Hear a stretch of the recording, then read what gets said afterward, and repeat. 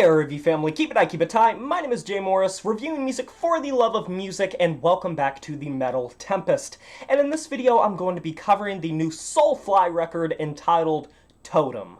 The decently long-running groove metal and sort of technically proficient thrash metal band Soulfly, Max Cavalera's love child, his brainchild, have released their newest record, the follow-up to 2018's Ritual, which if nothing else proved they were consistent in making music that wasn't overtly cheesy or over the top like a lot of groove metal and heavy metal and thrash metal bands of today, and also didn't really feel derivative from their prior styles. If Max and Soulfly as a whole have been able to accomplish one thing, it's that they've stuck to their code pretty decently, and even though they have sort of diverged into a variety of different styles throughout their career, whether it be death metal, nu metal, groove metal, thrash metal, heavy metal, and just various shades of metal, at the end of the day, their style has always been pummeling, it's always been fast, it's also been heavy and brutal and pretty intelligent from the lyrical department, and Max just as a whole is a very good progenitor when it comes to cool riffs, groovy riffs, and enough technicality to make you just sit and be like, ooh, this is pretty damn good.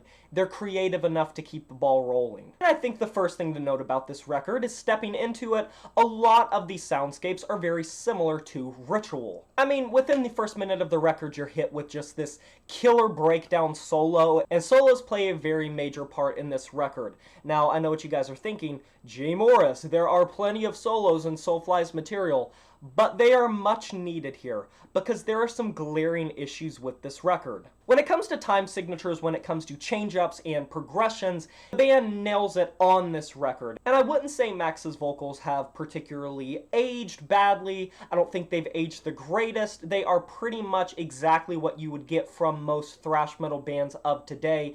Any Anthrax record, any Testament record, any Megadeth record, any Metallica record, the same gruff delivery that works more as its own instrument, this shouting, commanding, threatening aura and presence to the record. But that's not the issue.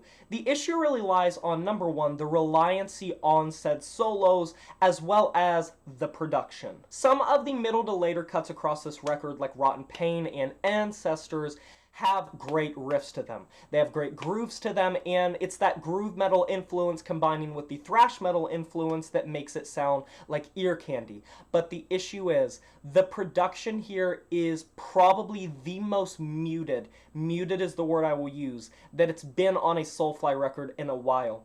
And it's kind of disappointing because Soulfly has always had this style where you really get invested in the grooves and the technicality, and everything really has its own place in the mix. Here, everything is just so damn compressed and almost industrialized, but not in like the industrial mechanical way, but more so it feels like everything is buried under this subterranean level of effects and reverb and compression, and everything is just so squished down to where so many of Max's vocals on this thing sound like they are like distant, like they are far away, like they are so much quieter than everything else, combined with these blown the hell out riffs that on paper they are very good riffs. They're groovy enough to keep your head banging, they're technical enough to be invested in, but the riffs are so much louder than everything else here. Yeah, the double bass has force to it, and sometimes the percussion does take the forefront, but most of the time it's the riffs. Which leads me to my next issue.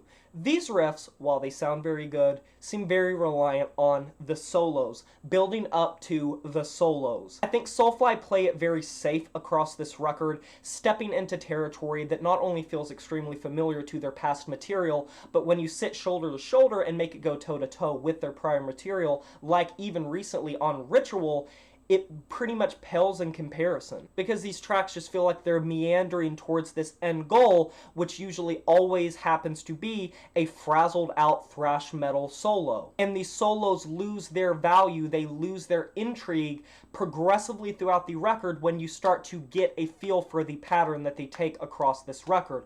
They're playing it very comfortably and very safe, and while it's proficient and it's clear that it comes very easily to these musicians, all of this put together makes an experience that feels disjointed.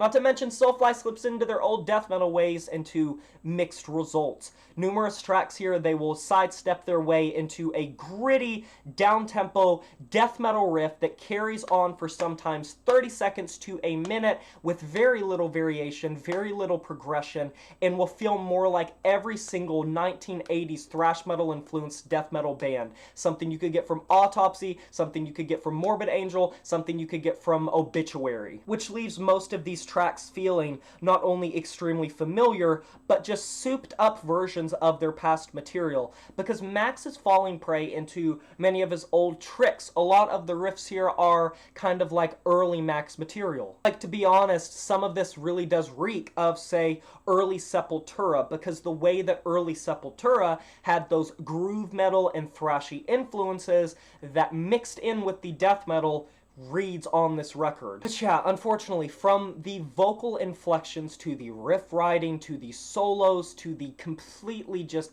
half-baked production style, much of this record does not leave a lasting impact for me as a Soulfly fan.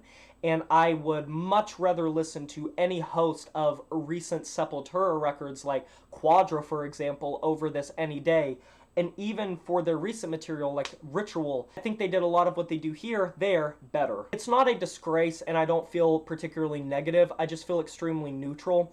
If you're a Soulfly fan, you'll probably eat this alive and adore it, and it does pack some grooving technical riffs. I'm not gonna say that the opening track, Superstition, doesn't absolutely slap. It has an amazing progression to it, and even though many of the tricks that are on this track are present later in the track listing, everything on this track just flows very nicely together, and I think that a lot of the mixing problems that are present across the later records when the sound becomes a bit more cluttered and clanky isn't as present here. And like I said, tracks like Rotten Pain and Ancestors are also standouts. If you're wanting to taste test this record, those would be good places to start. Yeah, overall though, I'm just feeling pretty meh about this record. I'm going to be giving it a 5 out of 10. And that is a wrap. Compare this new Soulfly record, Totem. If you have, let me know in the comment section below what you thought about it. I would love to discuss this record with you. Be sure to like this video if you enjoyed it, subscribe to join the review family today, and smash that notification bell to be notified of my future uploads. You know who it is, my name is Jay Morris, and I'm signing off saying farewell.